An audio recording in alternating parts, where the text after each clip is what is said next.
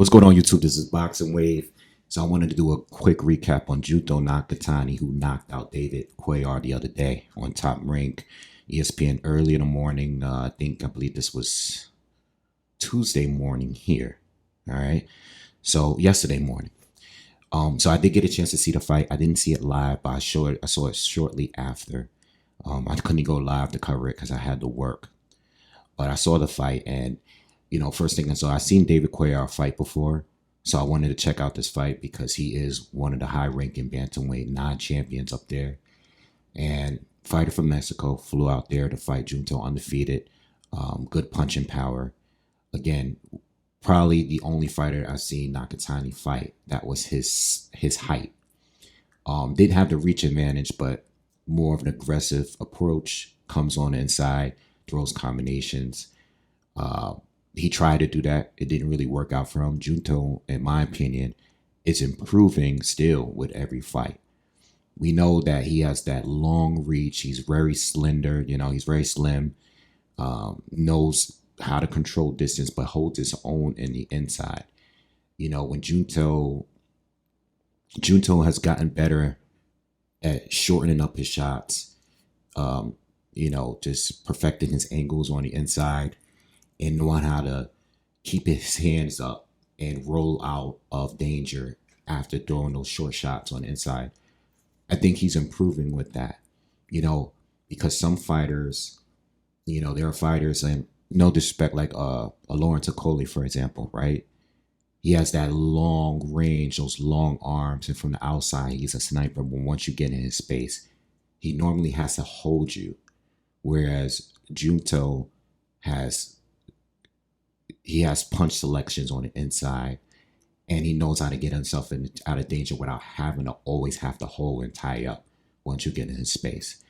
Cuellar came in at times, but Junto was still better on the inside, even though he has the longer arms, you know what I mean? And he just knew what to throw and how to get out of there.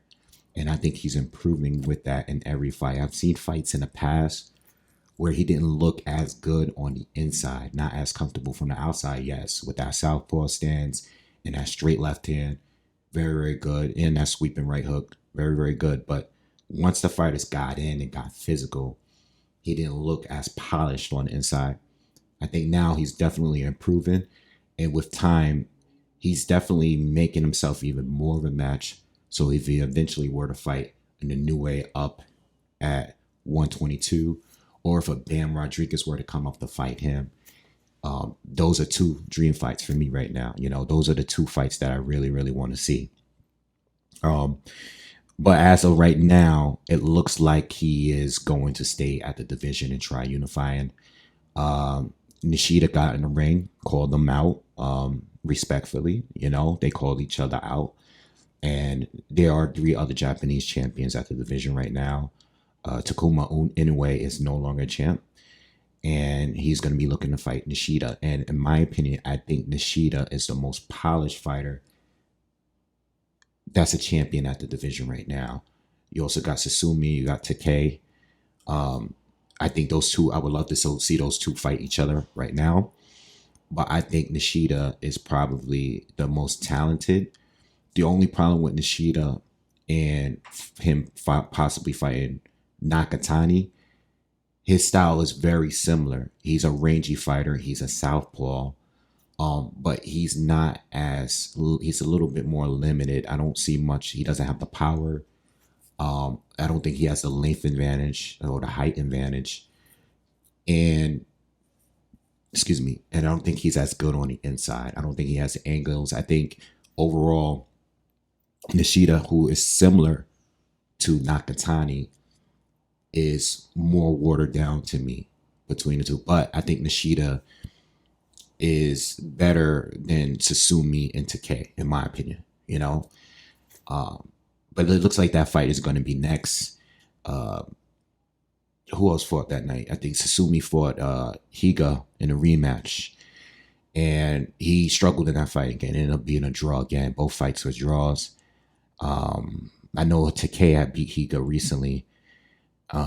Higa's a tough fighter. It is what it is. But I think that Nakatani is clearly better than everybody else at 118.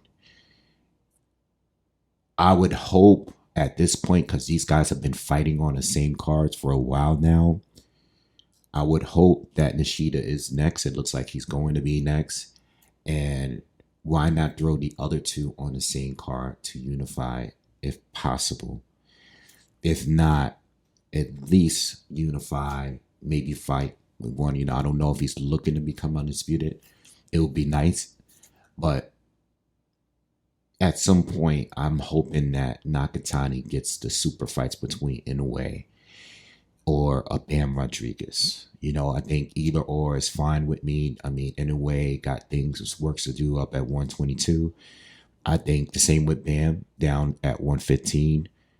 But I think those are the three fighters or the two other fighters that I would love to see Nakatani face. And either one, it will work for him. If Nakatani is going to move up to 122 at some point, maybe not this year, but maybe next year, I think he's just going to keep improving with time and make it a better fight against Inoue. I think they're both dangerous for each other at this point. I think Nakatani and Inoue at this point is Japan's biggest fight that we can have. And I think it's the biggest fight for both, if we're not counting anyone from like 126. I think from 122 and down, I think a Inoue fight and a Nakatani would be the biggest fight. If you're not including Bam Rodriguez, I think that would be the biggest fight, in my opinion. And it's a dangerous fight for Inoue because Inoue, who, I'm not saying he's not capable of getting on the inside and land a good shot against Nakatani. I'm not saying that, but it's a very dangerous fight for him too. It's a dangerous fight for both. And I can't wait because at this point, by the time this fight happens, it will be a super fight, in my opinion. Maybe not in America, but to the hardcore boxing fans, that's a huge, huge fight. And I can't wait for it to happen.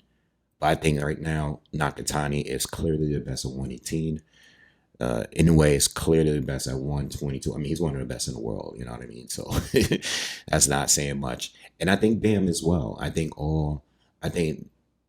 Bam and Nakatani, whether you have them in pound for pound or not, they're right around that area in the top 10 of pound for pound. You know what I mean? If you don't have them in the top 10, I think they're both at least at the top 15. If you don't have them in the top 10. You get what I'm saying? So, yeah, good fight. Again, I think he's improving with every fight. I think he's clearly the best at 118, but I think it's a good idea to unify at least at 118 and show the world, beating Nishida, who I think is the second best right now, that you could beat him or at least pick up a third title, if not becoming undisputed. The fights are easy to make. They're all Japanese fighters. They all fight on the same card. They're all very familiar with each other. But yeah, all right, that's my opinion on that.